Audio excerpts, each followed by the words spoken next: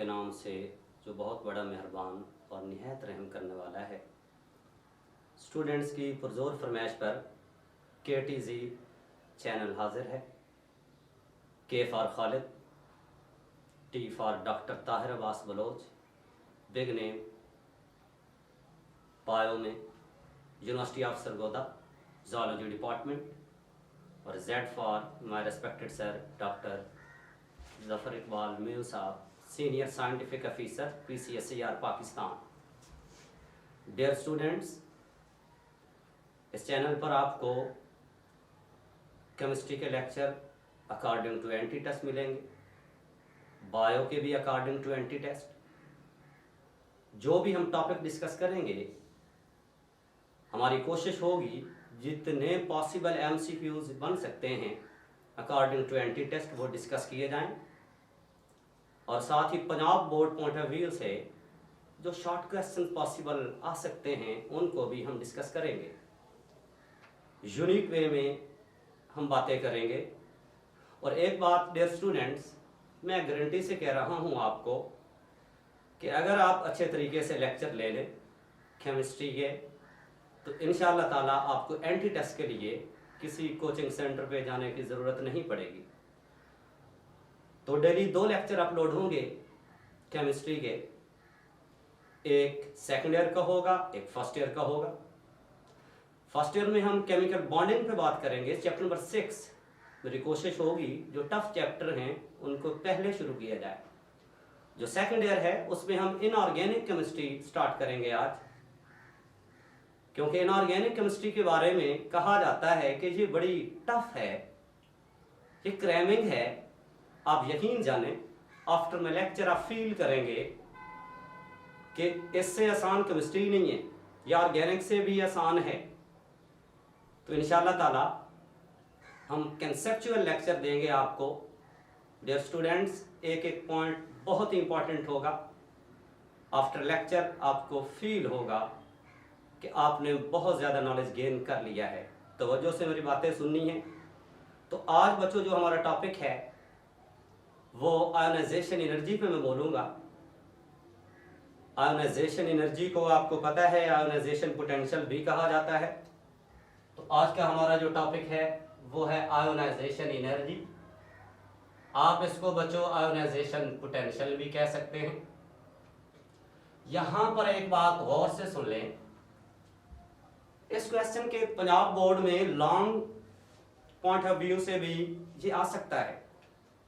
Long में आने के भी इसके चांसेस हैं। अगर ये क्वेश्चन लॉन्ग में आया तो कैसे आ सकता है? Define ionization energy and discuss its periodic trends.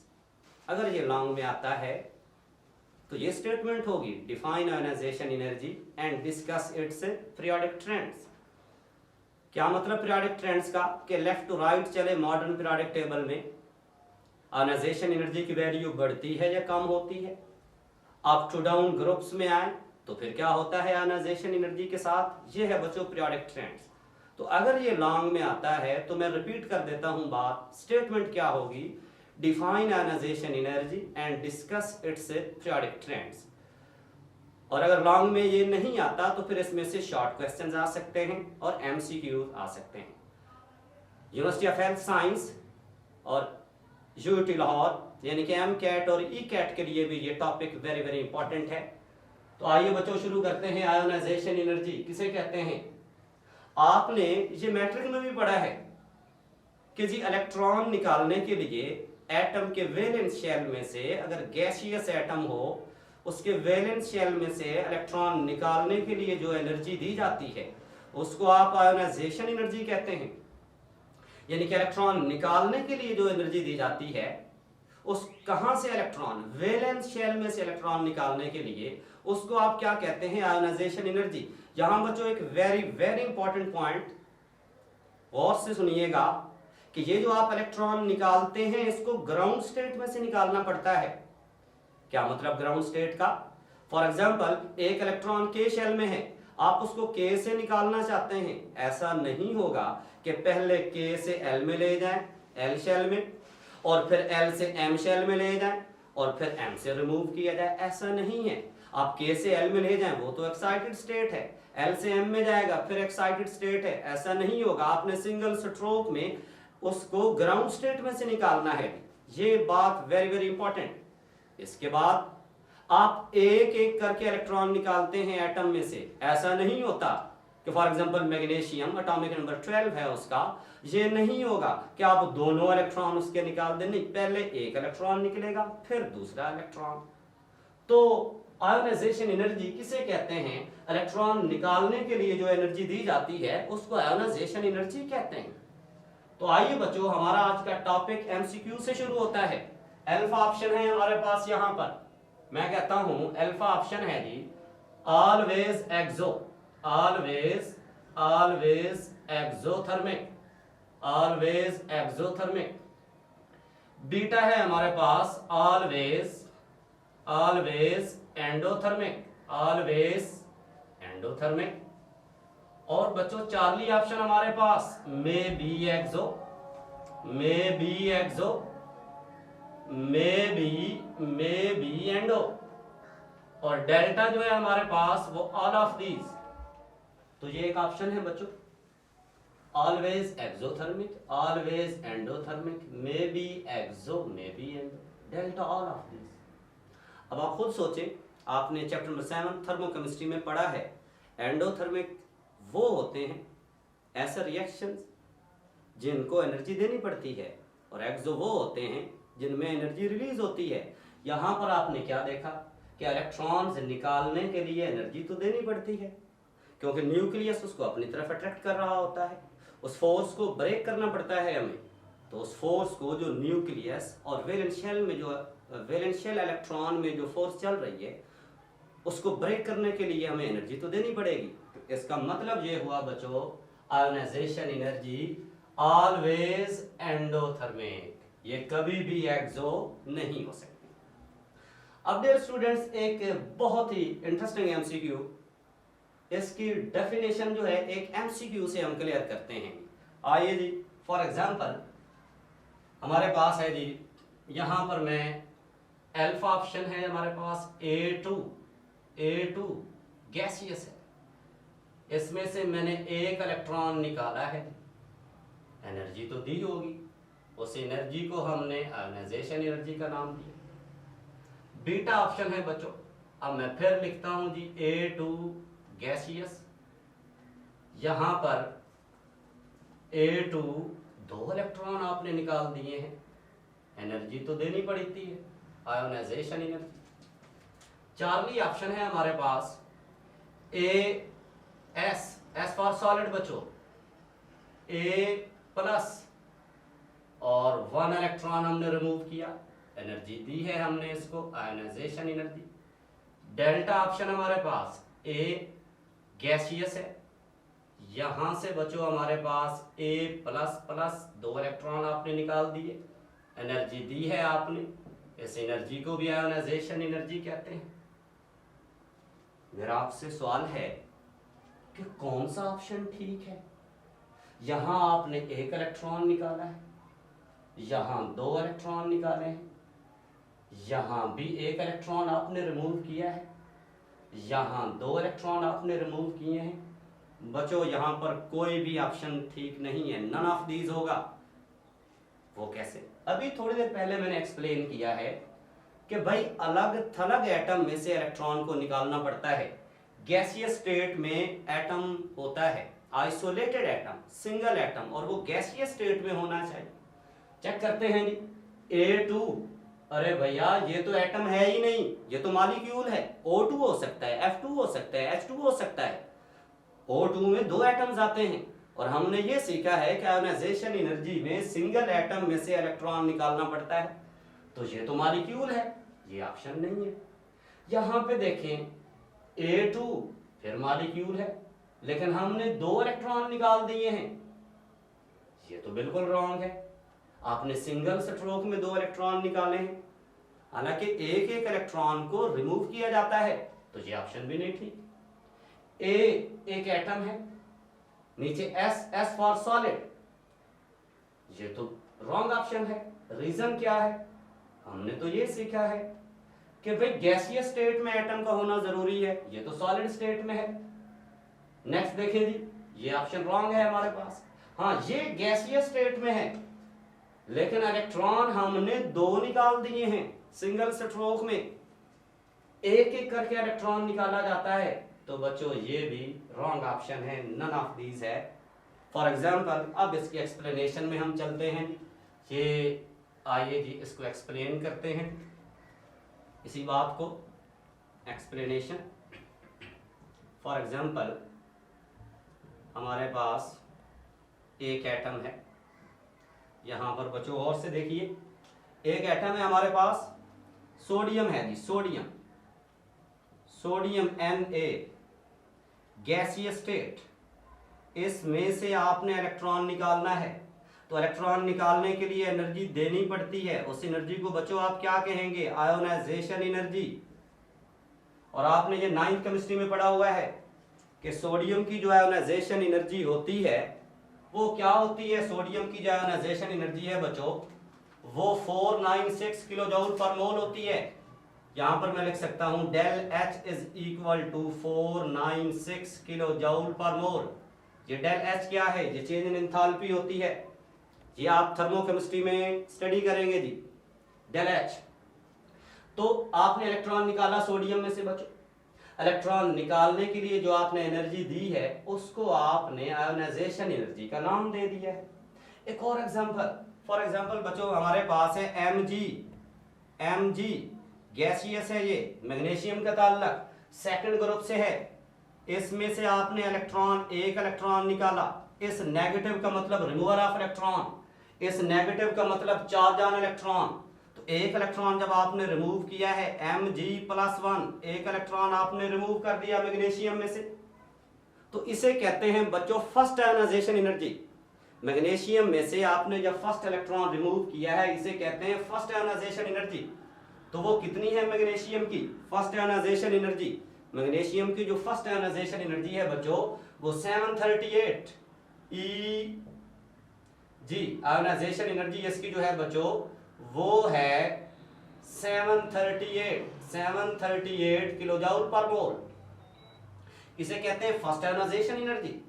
अच्छा, अब आप एक और इलेक्ट्रॉन इसमें से रिमूव करना चाहते हैं मैग्नीशियम में से, अनदर इलेक्ट्रॉन, तो वो क्या होगा जी?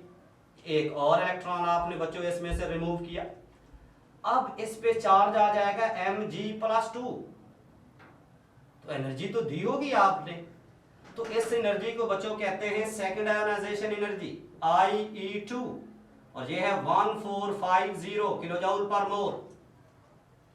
ठीक है, इसी तरीके से आप थर्ड इलेक्ट्रॉन भी रिमूव कर सकते हैं।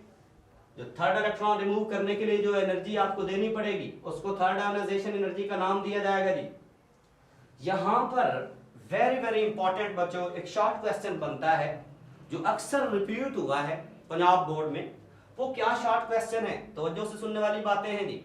शॉर्ट क्वेश्चन हमारा ये बन रहा है यहां पर कि why IE2 is higher than IE1, कि जी सेकंड आयोनाइजेशन एनर्जी की वैल्यू जो है वो ज्यादा होती है और जो फर्स्ट आयोनाइजेशन एनर्जी की वैल्यू है बच्चों वो कम होती है। रीजन क्या है? आइए इसको समझते हैं जी, एक्सप्लेन करते हैं जी, तवज्जो से सुनने वाली बातें हैं जी। फॉर एग्जांपल ये मैग्नीशियम, इसका एटॉमिक नंबर है 12। ये मैं डायग्राम से एक्सप्लेन करना चाहता हूं। ये पहला शेल है बच्चों, पहले शेल में 2 इलेक्ट्रॉन होते हैं। ये दूसरा शेल है जी, दूसरा शेल मैग्नीशियम का, दूसरे शेल में 8 इलेक्ट्रॉन, दूसरे शेल में बच्चों हमारे पास 8 इलेक्ट्रॉन है जी, 8 इलेक्ट्रॉन। ये तीसरा शेल है जी, तीसरे शेल में बच्चों हमारे पास 2 इलेक्ट्रॉन हैं। ये मैंने इसकी इलेक्ट्रॉन शो किए हैं मैग्नीशियम के। अच्छा, ये Mg है, ये मैग्नीशियम का एटम है, न्यूट्रल है, और आपको पता है एटम पर कोई चार्ज नहीं होता, atom is a neutral particle. अब आप इसमें से इलेक्ट्रॉन रिमूव करेंगे, मैं एक इलेक्ट्रॉन रिमूव करता हूं नेगेटिव E नेगेटिव, इसके लिए मैंने एनर्जी दी इसको IE1 first ionization energy, value क्या है 738 किलो जूल पर मोल, ये इसकी वैल्यू है। अच्छा नेक्स्ट क्या डायग्राम बनेगी? एक इलेक्ट्रॉन तो आपने रिमूव कर दिया, गौर से देखें, ये न्यूक्लियस है हमारे पास, ये पहला शेल है इसका, इसमें 2 इलेक्ट्रॉन हैं, और यहां पर बच्चों इसका दूसरा शेल ये मैंने शो किया है, इसमें 8 इलेक्ट्रॉन है इसमें, और बच्चों ये थर्ड शेल है जी, थर्ड शेल, इसमें इलेक्ट्रॉन है 1, तो आपने रिमूव कर दिया। तो अब ये क्या है, Mg+1, Mg+1, इतनी एनर्जी दी आपने। यहां पर आप चेक कर लें जी, इलेक्ट्रॉन कितने हैं इसमें 12, इसमें प्रोटॉन कितने हैं वो भी 12, इसमें इलेक्ट्रॉन कितने हैं 11, प्रोटॉन कितने हैं वो तो उतने ही हैं, एक इलेक्ट्रॉन आपने रिमूव कर दिया, प्रोटॉन इसमें उतने ही हैं। अब देखें जी, एक और इलेक्ट्रॉन आप रिमूव करें इसमें से, another electron, negative E negative, फिर आपको एनर्जी देनी पड़ेगी। ये है 1450 kilojoule per mole, it's a value of second ionisation energy, ये सेकंड आयोनाइजेशन एनर्जी की वैल्यू है। यहां पे आप चेक कर लें जी, ये न्यूक्लियस इसका, ये पहला शेल है बच्चों, ये पहला शेल है, यहां पर 2 इलेक्ट्रॉन, और ये दूसरा शेल है जी, इसमें कितने हैं इलेक्ट्रॉन, इसमें इलेक्ट्रॉन है हमारे पास 8, एक इलेक्ट्रॉन तो हमने निकाल दिया। अब ये क्या बना, Mg+2, इसमें इलेक्ट्रॉन कितने हैं, इसमें 10 इलेक्ट्रॉन हैं, इसमें प्रोटॉन कितने हैं वो 12 हैं। यहां एक वेरी इंपॉर्टेंट कंसेप्ट मैं देना चाहता हूं, आपने गौर नहीं किया कि जब आपने दूसरा इलेक्ट्रॉन निकाला है तो आपने शेल ही खत्म कर दिया है। ये अजीब सी बात है बच्चों, याद रख लें, when there is no electron there is no shell। जब इलेक्ट्रॉन आता है तो शेल ऑटोमेटिकली हम उसको इमेजिन कर लेते हैं कि शेल है, जब इलेक्ट्रॉन नहीं होता शेल भी नहीं होता, when there is no electron there is no shell। तो इसका बच्चों जो ऑर्डर है वो ये बनता है Mg greater than Mg+1 greater than Mg+2। तो एंटी टेस्ट में अगर ये ऑर्डर डिफरेंट फॉर्म में दे दे तो फिर एमसीक्यू तो बना हमारा एंटी टेस्ट का बच्चों, ठीक है जी। मैक्सिमम साइज मैग्नीशियम का, मिनिमम साइज Mg+2। तो आपने क्या देखा, सेकंड आयोनाइजेशन एनर्जी की वैल्यू जो है वो फर्स्ट आयोनाइजेशन एनर्जी की वैल्यू से ज्यादा हो चुकी है। रीजन क्या है सर, साइज कम हो जाता है, प्रोटॉन ज्यादा हो जाते हैं, इलेक्ट्रॉन कम हो जाते हैं, तो सेकंड इलेक्ट्रॉन को निकालने के लिए फिर एनर्जी भी ज्यादा देनी पड़ेगी। ये एक इंपॉर्टेंट शॉर्ट क्वेश्चन, ये काफी दफा रिपीट हो चुका है। नेक्स्ट एक और शॉर्ट क्वेश्चन यहीं से, वेरी वेरी इंपॉर्टेंट है जी, वो भी सुन ले जी। एक और शॉर्ट क्वेश्चन यहां पर Punjab board point of view से बात करना चाहते हैं, why IE of Mg is higher than IE of Na। ये एक और शॉर्ट क्वेश्चन है हमारे पास कि मैग्नीशियम की आयोनाइजेशन एनर्जी ज्यादा होती है, सोडियम की जो आयोनाइजेशन एनर्जी है वो कम है, रीजन क्या है, तो इसकी आपके सामने है। एक तो बच्चों और से देखें कि मैग्नीशियम जो है उसका एटॉमिक नंबर ज्यादा है, मैग्नीशियम का एटॉमिक नंबर जो है वो ज्यादा है। दूसरा मैग्नीशियम का साइज भी कम है सोडियम से। तो यहाँ पे आंसर क्या बनेगा जी, यहाँ पे जो आंसर हम लिखेंगे जी कि इसमें एटॉमिक नंबर ज्यादा है, greater atomic number, greater Z। ये क्या मतलब ग्रेटर Z, प्रोटॉन ज्यादा है सोडियम की निस्बत, और न्यूक्लियस पे अट्रैक्शन बच्चों क्या होगी जी इसकी ज्यादा होगी। दूसरा स्मॉलर साइज है, दूसरा बच्चों क्या है स्मॉलर साइज है, दूसरा क्या है स्मॉलर साइज है। कैसे स्मॉलर साइज है, सोडियम और मैग्नीशियम बच्चों इन दोनों का ताल्लुक जो है ये थर्ड पीरियड से है, इन दोनों का ताल्लुक जो है थर्ड पीरियड से है, और सोडियम का ताल्लुक फर्स्ट ग्रुप से है, मैग्नीशियम का सेकंड ग्रुप से है। तो लेफ्ट टू राइट तो आयोनाइजेशन एनर्जी की वैल्यू वैसे भी बढ़ती है। ये इंपॉर्टेंट कुछ पॉइंट थे जिसको हमने एक्सप्लेन किया है। अब यहीं से बच्चों कुछ स्ट्राइकिंग इंफॉर्मेशन की तरफ चलते हैं। स्ट्राइकिंग इंफॉर्मेशन, यहां से हम बात करेंगे जी striking information. Striking information very very important. Striking information, striking information का मतलब क्या है कि बहुत अहम इंफॉर्मेशन दे रहा है। अभी जितनी बातें हमने सीखी है ना उसको थोड़े से समराइज करने की कोशिश कर लेते हैं जी। क्या हमने सीखा? एक बात तो हमने बच्चों ये सीखी है जी कि atom must be gaseous state, यानी कि must be gaseous state, atom must be gaseous. आप इसको बच्चों आइसोलेटेड एटम भी कह सकते हैं, आइसोलेटेड एटम। दूसरा इंपॉर्टेंट पॉइंट आपने क्या सीखा है इसमें कि ग्राउंड स्टेट में से इलेक्ट्रॉन को निकाला जाता है, एक्साइटेड स्टेट में से नहीं, ग्राउंड स्टेट में से इलेक्ट्रॉन को निकाला जाता है जी। ग्राउंड स्टेट मैं लिख देता हूं सिंपल बच्चों, ground state, ground state. Third information very very important है, valency of an element, valency of an element, कि ये एलिमेंट के वैलेंसी के मुताल्लिक भी बताती है। अब वैलेंसी क्या होती है? The combining capacity of one element with the other element, it is called valency. एक एलिमेंट के दूसरे एलिमेंट के साथ मिलने की जो इस्तात है बच्चों उसको वैलेंसी कहते हैं। ये कंबाइनिंग कैपेसिटी क्या होती है? For example NaCl, sodium chloride, sodium ने एक इलेक्ट्रॉन दिया, क्लोरीन ने एक इलेक्ट्रॉन ले लिया, तो सोडियम पर +1 चार्ज आया है, तो यही तो इसकी वैलेंसी है। तो इस इलेक्ट्रॉन को निकालने के लिए हमें एनर्जी तो देनी पड़ती है, तो उस एनर्जी को क्या कहते हैं? Ionization energy. तो फिर वैलेंसी और आयोनाइजेशन एनर्जी का आपस में लिंक है। Very very important next point जो मैं लिखने जा रहा हूं बच्चों, metallic character, metallic character, ionization energy और मेटेलिक करेक्टर जो है इसका इनवर्स रिलेशन आता है जी। यानी कि अगर आयोनाइजेशन एनर्जी ज्यादा होगी तो मेटेलिक करेक्टर कम होगा। आपको पता है बच्चों मेटल इलेक्ट्रॉन देती हैं, कोई मेटल जितनी जल्दी इलेक्ट्रॉन दे देती है उसका उतना ही मेटेलिक करेक्टर ज्यादा होता है, और कोई मेटल जल्दी इलेक्ट्रॉन नहीं देती उसका मेटेलिक करेक्टर कम होता है। याद रख लें स्टूडेंट्स, मेटल का काम है इलेक्ट्रॉन देना, नॉन मेटल का काम है इलेक्ट्रॉन लेना। तो कोई मेटल जितने जल्दी इलेक्ट्रॉन देगी इसका मतलब है कम एनर्जी देके हमने इलेक्ट्रॉन उससे छीन लिया, उसकी आयोनाइजेशन एनर्जी कम होगी, तो मेटेलिक करेक्टर क्या हो जाएगा? ज्यादा होगा। ये इंपॉर्टेंट पॉइंट थे जो कुछ हमने एक्सप्लेन किए हैं।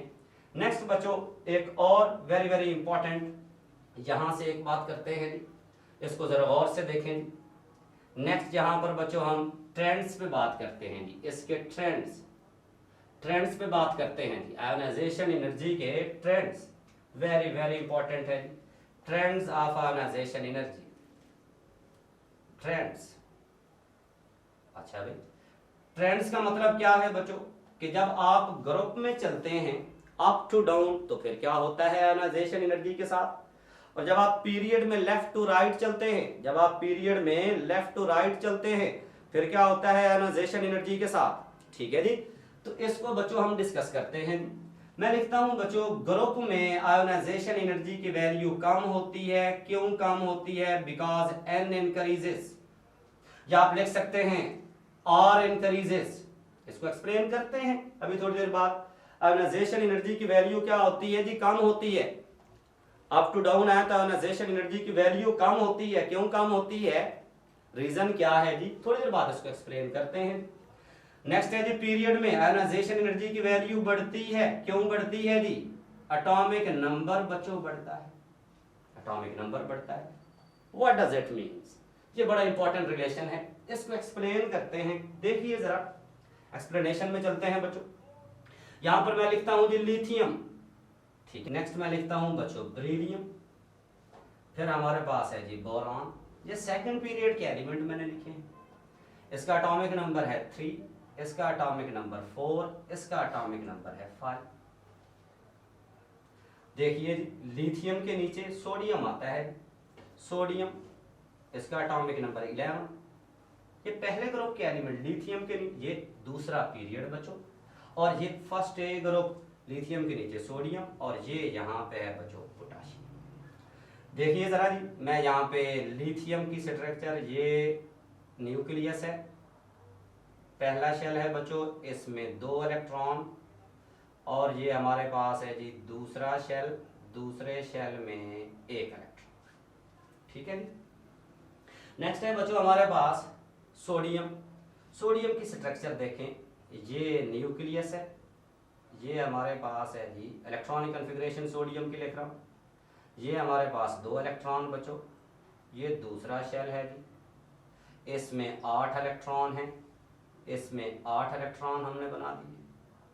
बाकी 1 इलेक्ट्रॉन है सोडियम के पास, क्योंकि एटॉमिक नंबर उसका बच्चों कितना है 11, उसका एटॉमिक नंबर 11 है, तो ये 1 इलेक्ट्रॉन है। नेक्स्ट है हमारे पास पोटाशियम।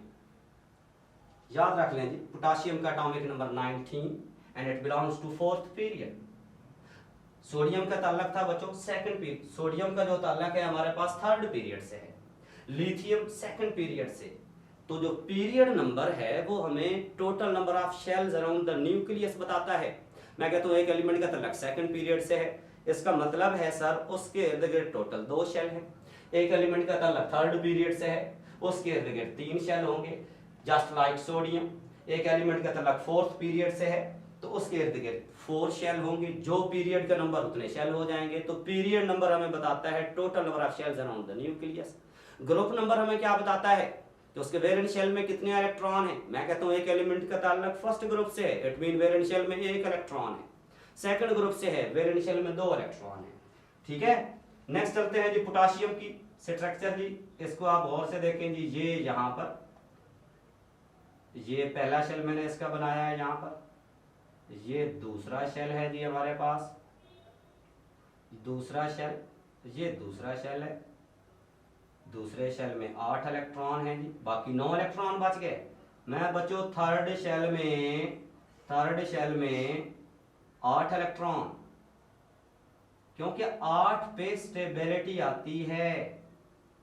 और अब एक और इलेक्ट्रॉन है जो मैं लास्ट शेल में इसको देख, यहां पे आप गौर करें एक चीज, ये देखिए इसको अगर मैं इस तरीके से खींच दूं, क्या देखा आपने कि जब आप अप टू डाउन आ रहे हैं ग्रुप में, साइज इंक्रीज हो रहा है। जब आप अप टू डाउन आ रहे हैं ग्रुप में तो क्या हो रहा है जी, साइज इंक्रीज हो रहा है जी, साइज। तो साइज इंक्रीज होने से क्या है, फॉर एग्जांपल ये इतना डिस्टेंस है जी हमारे पास, ये इतना डिस्टेंस है, ये इतना डिस्टेंस है वैलेंट शेल और न्यूक्लियस के दरमियान, और ये इतना डिस्टेंस है जी, तो साइज बढ़ता जा रहा है। इसका मतलब वैलेंट शेल इलेक्ट्रॉन न्यूक्लियस से दूर जा रहा है, न्यूक्लियस का होल्ड कम होता जा रहा है, तो आयोनाइजेशन एनर्जी की वैल्यू बच्चों क्या हो जाएगी, कम हो जाएगी। ठीक है, मैंने यहाँ पे लिखा है in group the value of ionisation energy decreases due to increasing the number of shells and for principal quantum number. ठीक है जी, शेल बढ़ते जाते हैं। लेफ्ट टू राइट देखते हैं जी, बेरिलियम, बेरिलियम ये न्यूक्लियस, ये इसको और से देखें जी, 2 इलेक्ट्रॉन ये हैं हमारे पास, और ये इसमें 2 इलेक्ट्रॉन, ये 4 इलेक्ट्रॉन पूरे हो गए। नेक्स्ट बोरॉन को देखें बच्चों, बोरॉन देखिए जी, बोरॉन ये इसका पहला शेल 2 इलेक्ट्रॉन, एटॉमिक नंबर 5 है, और ये दूसरा शेल, इसमें 3 इलेक्ट्रॉन है, इसमें 3 इलेक्ट्रॉन है बच्चों। यहाँ पे आप देखें जी साइज का ये ट्रेंड बढ़ रहा है। तो लेफ्ट टू राइट आपने क्या देखा जी, लेफ्ट टू राइट इसका जो साइज है, लेफ्ट टू राइट जो साइज है वो डिक्रीज हो रहा है, और यहां पर अप टू डाउन जो साइज है वो इंक्रीज हो रहा है।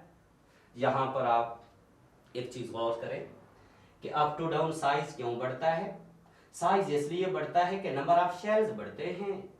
लेफ्ट टू राइट साइज कम हो रहा है, क्यों कम हो रहा है जी, प्रोटॉन बढ़ते जाते हैं। लिथियम के पास बच्चों 3 प्रोटॉन हैं, बेरिलियम के पास 4 प्रोटॉन, और बोरान के पास 5 प्रोटॉन्स हैं। आप कहेंगे सर अगर प्रोटॉन बढ़ते जाते हैं तो हमने तो ये सीखा हुआ है साथ साथ इलेक्ट्रॉन भी बढ़ते हैं, सर इलेक्ट्रॉन भी तो बढ़ रहे हैं लेफ्ट टू राइट, लेकिन बच्चों शेल तो नहीं ना बढ़ रहे, शेल तो उतने हैं, 2nd पीरियड में चल रहे हैं। जब तक आप एक पीरियड में चलते हैं बच्चों शेल नहीं बढ़ते। और एक बात याद रख ले, जब शेल कंप्लीट हो जाता है पीरियड कंप्लीट हो जाता है, जब शेल कंप्लीट हो जाता है पीरियड कंप्लीट हो जाता है, तो जब नया इलेक्ट्रॉन आएगा वो नया पीरियड शुरू होगा। ठीक है जी। तो ये इंपॉर्टेंट पॉइंट हैं जो हमने एक्सप्लेन किए हैं। अब बच्चों इन पॉइंट्स को जहन में रखें और एक एमसीक्यू यहाँ पे मैं फ्रॉड करने जा रहा हूँ। हमने क्या सीखा कि up to down ionization energy की वैल्यू कम होती है, left to right ionization energy की वैल्यू बढ़ती है। अप टू डाउन क्यों कम होती है आयोनाइजेशन एनर्जी की वैल्यू? सर शेल बढ़ते हैं। Left to right ionization energy की वैल्यू बढ़ती है, क्यों बढ़ती है? आपने कहा जी एटॉमिक नंबर बढ़ता है। आपने क्या कहा जी? एटॉमिक नंबर बढ़ता है जी। एमसीक्यू देखें जी यहाँ पर फॉर एग्जांपल यहाँ पर मेरे पास है जी अल्फा ऑप्शन है जी हीलियम है, बीटा ऑप्शन है जी आर्गॉन है, चार्ली ऑप्शन है जी ऑक्सीजन, डेल्टा ऑप्शन हम क्लोरीन की बात कर लेते हैं जी। डेल्टा ऑप्शन जो है क्लोरीन, आप लिथियम लिख दें जी, लिथियम लिथियम। ये 4 ऑप्शन है। अब ये पॉइंट ज़हन में रखना है कि अप टू डाउन आते हैं आयोनाइजेशन एनर्जी की वैल्यू कम होती है, लेफ्ट टू राइट चलते हैं तो आयोनाइजेशन एनर्जी की वैल्यू बढ़ती है। तो अब और से देखें जी, मेरा क्वेश्चन ये है कि यहाँ पर मैक्सिमम आयोनाइजेशन एनर्जी किसकी होगी? पहले तो आपको पता होना चाहिए कि हीलियम का ताल्लुक किस पीरियड से है। हीलियम का ताल्लुक है बच्चों फर्स्ट पीरियड से। मैं लिख देता हूं यहाँ पर, ये फर्स्ट पे है, फर्स्ट पीरियड से इसका ताल्लुक, ठीक है जी। उसके बाद जो ऑक्सीजन है इसका ताल्लुक है बच्चों सेकंड पीरियड से। इसका ताल्लुक सेकंड पीरियड से। सेकंड पीरियड में lithium, beryllium, boron, carbon, nitrogen, oxygen, fluorine and neon, ये सेकंड पीरियड के हैं, ठीक है। आर्गॉन जो है बच्चों ये थर्ड पीरियड से है, ये भी सेकंड पीरियड से है। अब अगर आप देखें हमने ये सीखा है कि अप टू डाउन तो आयोनाइजेशन एनर्जी की वैल्यू कम होती है, लेफ्ट टू राइट बढ़ती है। तो पहले पीरियड में 2 एलिमेंट हैं, फर्स्ट हाइड्रोजन, दूसरा हीलियम, तो लेफ्ट टू राइट बढ़ती है आयोनाइजेशन एनर्जी। तो जो मैक्सिमम आयोनाइजेशन एनर्जी होगी यहाँ पर वो हीलियम की होगी। यहाँ जो मैक्स आयोनाइजेशन एनर्जी होगी, हाईएस्ट आयोनाइजेशन एनर्जी जो बच्चों हमारे पास आएगी वो किसकी होगी जी? वो हीलियम की होगी। नेक्स्ट एक और इंपॉर्टेंट एमसीक्यू, इसको जरा आप गौर से देखें जी इस एमसीक्यू को। यहाँ पर हमने ये देखा मैक्सिमम आयोनाइजेशन एनर्जी किसकी है। अब एक ऑप्शन है हमारे पास मिनिमम आयोनाइजेशन एनर्जी, अल्फा है जी सल्फर, बीटा है जी फास्फोरस, और जो मेरे पास चार्ली है, चार्ली आप बच्चों लिख सकते हैं जी आर्गॉन लिख सकते हैं जी, और जो डेल्टा है वो क्लोरीन लिखते हैं। ये वेरी इंपॉर्टेंट है। यहां पर हमारे पास क्वेश्चन है मिनिमम आयोनाइजेशन एनर्जी किसकी होगी? मिनिमम आयोनाइजेशन एनर्जी जरा और से देखिए जी। मैं सबसे पहले सेकंड पीरियड लिखता हूं। यहाँ पर सेकंड पीरियड में लिथियम है, बेरिलियम है, बोरान है, कार्बन है, nitrogen, oxygen, fluorine and neon, these are the element of second period. यहाँ पर थर्ड पीरियड के एलिमेंट लिखते हैं जी। थर्ड पीरियड सोडियम है जी, magnesium, aluminium, silicon, phosphorus, sulphur, fluorine के बाद क्लोरीन, नियॉन के बाद आर्गॉन। अच्छा, अब अगर आप गौर से देखें बच्चों, ये जो एलिमेंट्स मैंने लिखे हैं ये तो एक ही पीरियड के लग रहे हैं।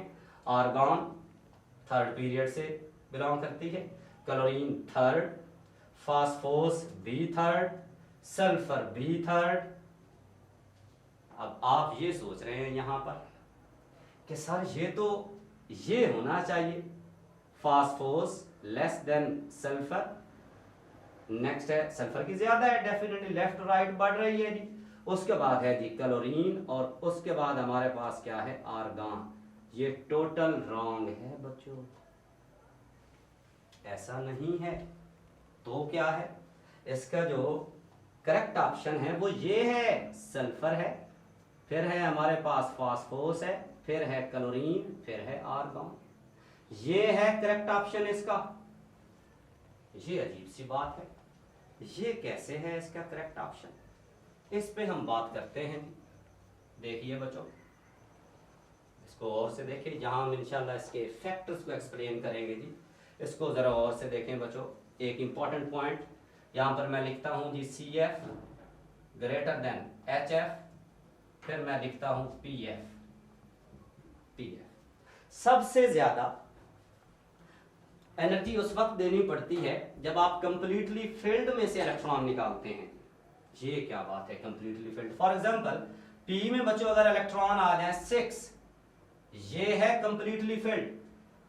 और अगर पी में हमारे पास इलेक्ट्रॉन 3 आ जाए, ये है हाफ फिल्ड। पी में टोटल 6 आते हैं। और अगर पी में बच्चों 1 आ जाए, 2 आ जाए, उसके बाद 4, 5, ये है पार्शली फिल्ड। तो पार्शली फिल्ड में से इलेक्ट्रॉन निकालने के लिए हमें सबसे कम एनर्जी देनी पड़ती है। पार्शली फिल्ड में से इलेक्ट्रॉन निकालने के लिए सबसे कम एनर्जी हमें देनी पड़ती है। आइए इनके इलेक्ट्रॉनिक कॉन्फ़िगरेशन देखते हैं। और से सुनने वाली बातें हैं। यहां पर बच्चों मैं ग्रुप लिखता हूं जी, 5th A group. 5th A में nitrogen, phosphorus, arsenic, antimony and bismuth है। Sb को स्टर्बीन भी आप कहते हैं।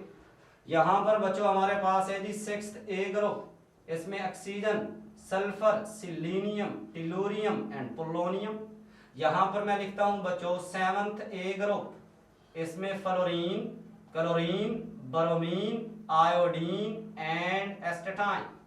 यहां है 8th A group.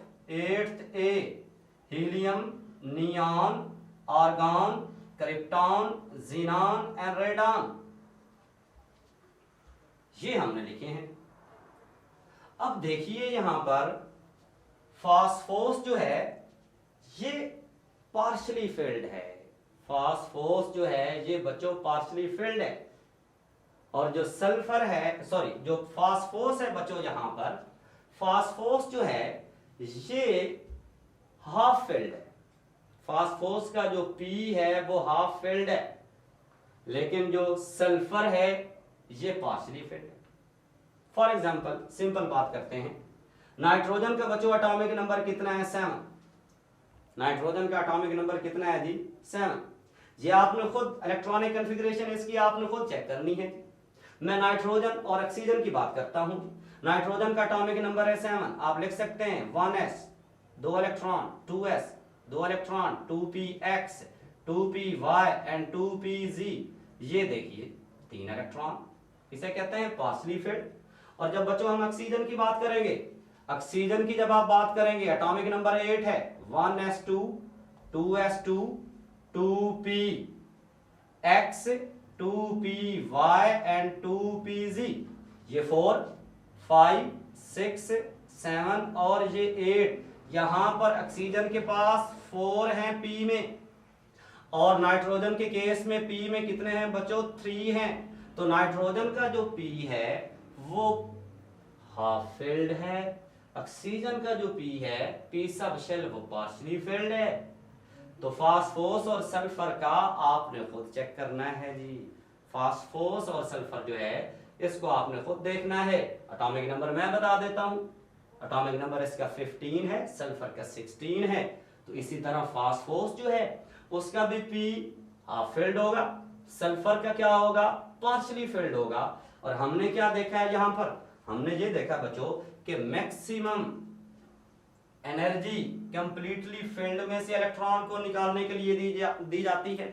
Completely filled में से जब आप इलेक्ट्रॉन निकालेंगे उस वक्त जो एनर्जी होगी वो आप ज्यादा देंगे।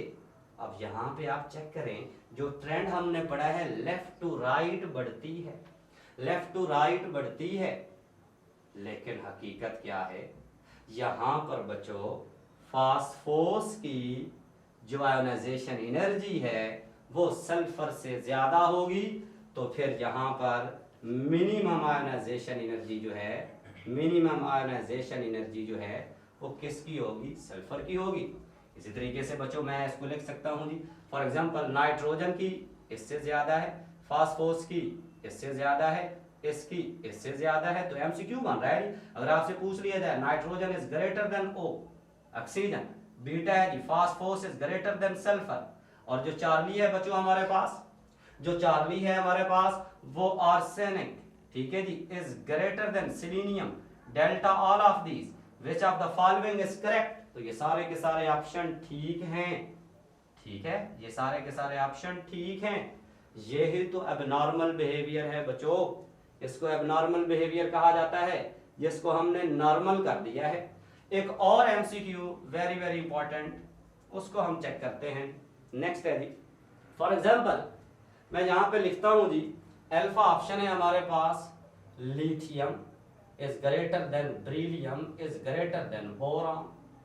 बीटा ऑप्शन हमारे पास है जी, boron is greater than beryllium is greater than lithium।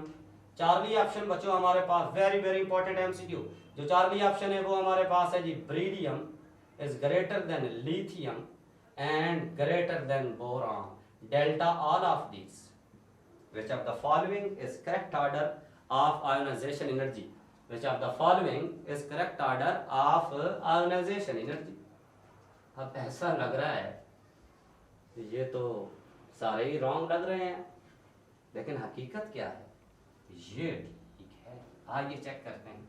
इसका एटॉमिक नंबर बच्चों हमारे पास है 3, इसका एटॉमिक नंबर है 4, इसका एटॉमिक नंबर हमारे पास क्या है जी, 5। तो एटॉमिक नंबर 3 इलेक्ट्रॉनिक कॉन्फ़िगरेशन क्या बनी, 1s2 और 2s1। एटॉमिक नंबर 4 क्या electronic configuration, 1s2 2s2। Atomic number 5 इसका 1s2 2s2 एंड 2p1। यहाँ पे आप बच्चों एक और बात देखें, ये न्यूक्लियस है, इसके करीब s होता है, फिर p, उसके बाद बच्चों फिर क्या होता है d, फिर डियर स्टूडेंट f होता है। इसका मतलब ये हुआ कि s में से इलेक्ट्रॉन निकालना सबसे मुश्किल, फिर p, फिर d, फिर क्या है f है। यहां पर आप देखें कि इसका जो लिथियम का 2s है, ये सेकंड पीरियड के एलिमेंट हैं।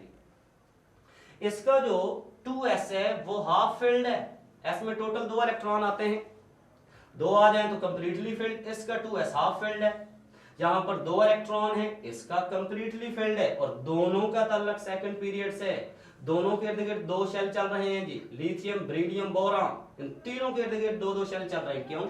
इनका ताल्लुक सेकंड पीरियड से है। तो सर ये तो हाफ फिल्ड है lithium, beryllium sir completely filled है 2s, तो फिर इसकी तो ज्यादा हो जाएगी बेरिलियम की लिथियम से। बोरॉन की इससे क्यों कम हो चुकी है? सर एक तो बोरॉन जो है उसके p में 1 इलेक्ट्रॉन है जो कि पार्शियली फिल्ड है, दूसरा p जो है s के बाद आता है, ये तो वैसे ही न्यूक्लियस से दूर हो चुका है। ये इंपॉर्टेंट पॉइंट हैं जो हमने एक्सप्लेन किए हैं। तो अभी तक आपने क्या सीखा है? इन सारी बातों को अगर मैं समराइज करूं तो यहां हमने ये बात सीखी है। कौन सी बात हमने यहां पर सीखी बच्चों? गौर से देखिए कि आपने ये देखा कि जो बेरिलियम है उसका ताल्लुक जो है सेकंड ग्रुप से है, बेरिलियम का ताल्लुक सेकंड ग्रुप से, लिथियम का ताल्लुक जो है वो फर्स्ट ग्रुप से है, लिथियम का ताल्लुक जो है वो फर्स्ट ग्रुप से है। इट मीन जो सेकंड ए ग्रुप है उसकी आयोनाइजेशन एनर्जी जो होती है वो ज्यादा होती है फर्स्ट ए ग्रुप से। एक बात हमने ये सीखी। दूसरी बात आपने क्या सीखी बच्चों यहां पर कि जो 5वां ग्रुप है उसकी आयोनाइजेशन एनर्जी, उसके एलिमेंट्स की आयोनाइजेशन एनर्जी ज्यादा है 6 से। यही तो एबनॉर्मल बिहेवियर है। तो क्यों ज्यादा है यहां पर? मैंने आंसर दिया है आपको कि इसके हाफ फील्ड चल रहे हैं और जो 6th ए के एलिमेंट्स हैं ये पार्शियली फील्ड हैं। तो हम लिख सकते हैं 5th ए की जो आयोनाइजेशन एनर्जी होती है वो ज्यादा होती है किससे? 6th ए से। किससे? 6th ए से। यहां बच्चों और से देखना, आपकी बुक में एक ग्राफ दिया गया है आयोनाइजेशन एनर्जी के टॉपिक में, उस ग्राफ को आपने और से देखना है। उस ग्राफ में वो क्या शो करता है जी? मैं ग्राफ थोड़ा सा यहां पर स्केच करता हूं जी, ग्राफ बना देते हैं यहां पर, ऊपर हम फैक्टर को डिस्कस करेंगे जी। उस ग्राफ में आप देखें जी, जो ग्राफ आपकी बुक में बनाया गया है, बाद दफा ये ग्राफ भी आ जाते हैं एंटी टेस्ट में, एंटी टेस्ट के एमसीक्यूज में ये ग्राफ भी बाज दफा आ जाते हैं। यहां एक ग्राफ में बनाता हूं, ये देखिए, ठीक है, ये हमने ग्राफ बना दिया है। अगर आप लेफ्ट टू राइट चलें तो z बढ़ता है, इधर से इधर चलें तो बच्चों आयोनाइजेशन एनर्जी बढ़ती है, ठीक है।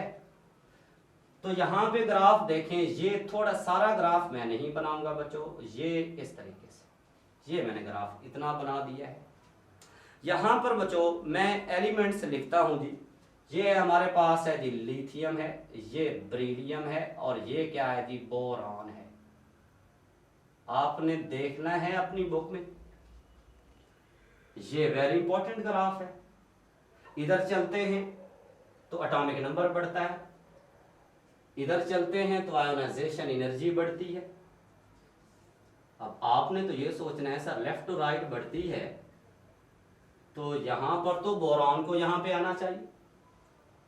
एंटी टेस्ट में कैसे पूछेगा, तो एलिमेंट नहीं लिखेगा, वो यहां पे लिख देगा जी ए, यहां पे बी, यहां पे बच्चों सी, 3 ऑप्शन देगा आपको और आपसे पूछा जाएगा कि कौन सा एलिमेंट आता है बी पॉइंट पर, तो फिर आपको पता होना चाहिए। तो ग्राफ में भी आप देखें बेरिलियम जो है अप टू डाउन, नीचे से ऊपर आयोनाइजेशन एनर्जी बढ़ रही है। बेरिलियम की आयोनाइजेशन एनर्जी लिथियम और बोरॉन से ज्यादा है, लेकिन जो बोरॉन की आयोनाइजेशन एनर्जी है बच्चों वो लिथियम से ज्यादा है। ये इंपॉर्टेंट है। एक और बच्चों यहाँ पर ग्राफ है जी, उसको भी हम थोड़ा सा डिस्कस कर लेते हैं।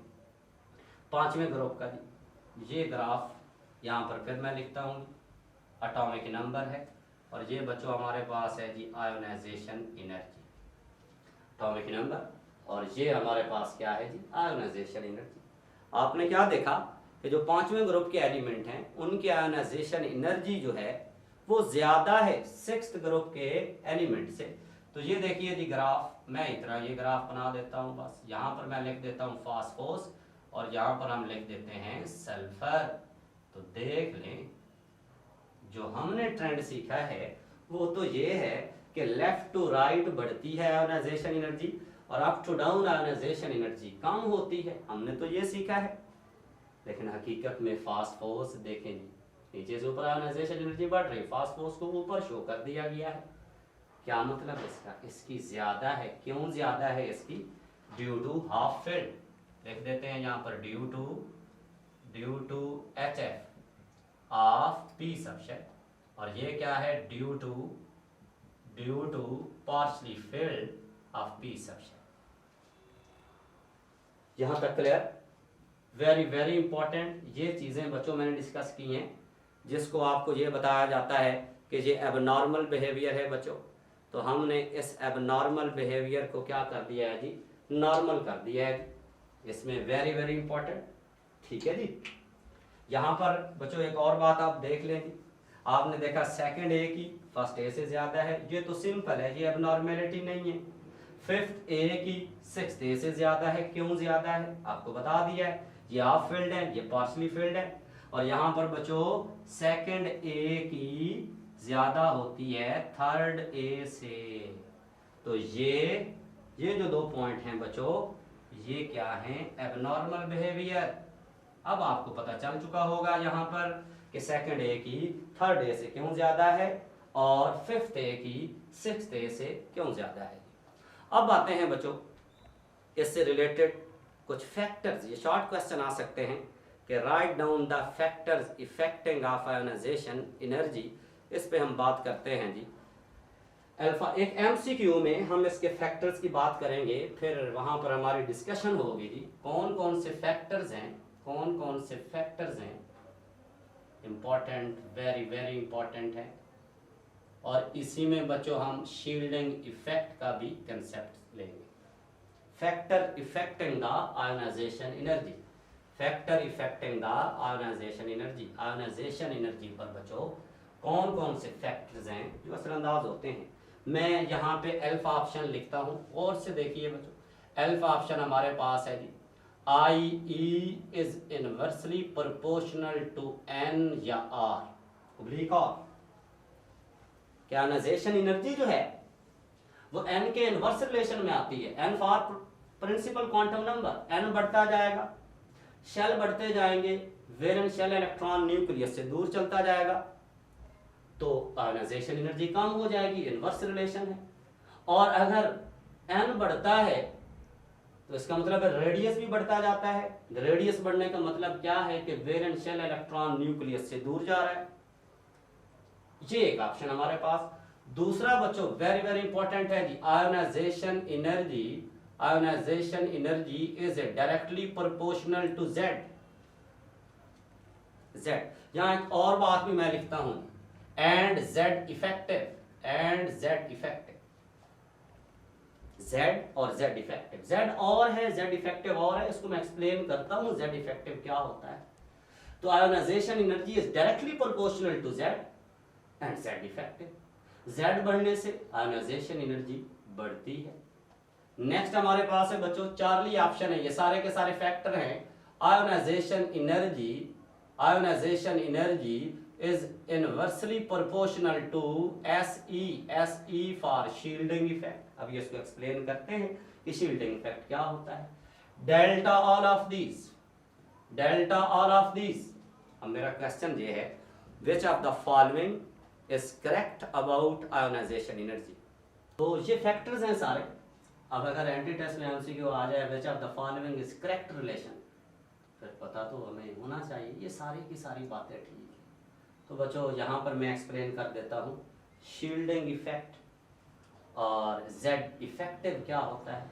जो जेड होता है सिर्फ जेड, यह टोटल न्यूक्लियर चार्ज के प्रोटॉन की तादाद कितनी है, ये जेड है। अब ये जेड इफेक्टिव और शील्डिंग इफेक्ट क्या है, इसकी एक्सप्लेनेशन बच्चों करते हैं जी शील्डिंग इफेक्ट और दूसरी जो है वो जेड इफेक्टिव की एक्सप्लेनेशन। फॉर एग्जांपल हमारे पास है बच्चों, यहाँ पर हम सोडियम की चलो बात कर लेते हैं। सोडियम का एटॉमिक नंबर है 11। यहाँ पे ये इसका न्यूक्लियस है, पहला शेल, इसमें 2 इलेक्ट्रॉन है बच्चों। दूसरा शेल है, इसमें हमारे पास हैं जी 8 इलेक्ट्रॉन है, ये 8 इलेक्ट्रॉन है। और ये तीसरा शेल है, इसमें 1 इलेक्ट्रॉन है। अब इसको जरा गौर से देखें, शील्डिंग इफेक्ट क्या है। एट अ टाइम इलेक्ट्रॉन पर 2 फोर्स, ये जो वैलेंस इलेक्ट्रॉन है इसको न्यूक्लियस अपनी तरफ अट्रैक्ट भी कर रहा है। अच्छा बच्चों, इसको जो वैलेंशियल इलेक्ट्रॉन है इसको टेस्टिंग इलेक्ट्रॉन भी कहा जाता है। टेस्टिंग इलेक्ट्रॉन या डिफरेंशिएटिंग इलेक्ट्रॉन भी कहा जाता है। एक तो न्यूक्लियस इसको अपनी तरफ अट्रैक्ट कर रहा है, साथ साथ रिपेल्शन की भी फोर्सेज हैं। ये इलेक्ट्रॉन इसको रिपेल भी कर रहे हैं, ये वाले इलेक्ट्रॉन इसको रिपेल भी कर रहे हैं, इलेक्ट्रॉन रिपेल भी कर रहे हैं। At a time 2 forces operate हो रही हैं, एक अट्रैक्शन की और दूसरी कौन सी है बच्चों, रिपेल्शन की। न्यूक्लियस और वैलेंस शेल के दरमियान जो इलेक्ट्रॉन होते हैं इनको इनर शेल इलेक्ट्रॉन कहा जाता है या इंटरवीनिंग इलेक्ट्रॉन भी कहा जाता है। तो सिंपल बात सुने बच्चों, जब शील्डिंग इफेक्ट क्या होता है कि ये जो इनर शेल इलेक्ट्रॉन की रिपेल्शन है इस टेस्टिंग इलेक्ट्रॉन या डिफरेंशिएटिंग इलेक्ट्रॉन पर, इस रिपेल्शन को ही तो बेसिकली क्या कहा जाता है, शील्डिंग इफेक्ट कहा जाता है। यानी कि ये न्यूक्लियस की जो ओरिजिनल फोर्स है वो वैलेंशियल इलेक्ट्रॉन पर ये पूरी ताकत नहीं लगा सकता न्यूक्लियस। रीजन क्या है कि ये जो इंटरवीनिंग इलेक्ट्रॉन है या इनर शेल इलेक्ट्रॉन है, इन्होंने स्क्रीन किया हुआ होता है न्यूक्लियस को। स्क्रीन का मतलब क्या है कि इसके इर्द गिर्द एक हिफाजती लेयर बना लेते हैं, शील्ड बना लेते हैं। तो इसको क्या कहा जाता है, शील्डिंग इफेक्ट। इसे क्या कहा जाता है बच्चों, शील्डिंग इफेक्ट। तो सिंपल डेफिनेशन फिर क्या बनी शील्डिंग इफेक्ट की, रिपेल्शन created by inner shell electrons on testing electron, it is called shielding effect. It is called shielding effect. अच्छा, तो इस shielding effect की वजह से क्या होता है, न्यूक्लियस जो है वो अपनी ओरिजिनल ताकत जो है वो वैलेंशियल इलेक्ट्रॉन पर या टेस्टिंग इलेक्ट्रॉन पर या डिफरेंशिएटिंग इलेक्ट्रॉन पर वो नहीं लगा सकता, यानी कि उसकी ताकत कम हो जाती है। ठीक है, तो इफेक्टिव न्यूक्लियर चार्ज फिर क्या बना, इसकी डेफिनेशन क्या बनी, actual nuclear charge experienced bye differentiating electron, कि इसका ये जो न्यूक्लियर चार्ज है, ये जो प्रोटॉन है, कुछ फोर्स तो यहां पर इनकी लगी, अब जो बच जाती है फोर्स जो इस पर लगती है वैलेंशियल इलेक्ट्रॉन पर, उसको आप क्या कहते हैं, इफेक्टिव न्यूक्लियर चार्ज कहते हैं। यहां मैंने एक रिलेशन लिखा है बच्चों, वेरी वेरी इंपॉर्टेंट है। कौन सा जी, अप टू डाउन आते हैं शील्डिंग इफेक्ट बढ़ता है, इसको याद कैसे करें, शेल बढ़ रहे हैं, शील्डिंग इफेक्ट बढ़ रहा है, तो आयोनाइजेशन एनर्जी की वैल्यू कम हो जाती है। लेफ्ट टू राइट चलते हैं तो शील्डिंग इफेक्ट कम होता है, आयोनाइजेशन एनर्जी बढ़ जाती है।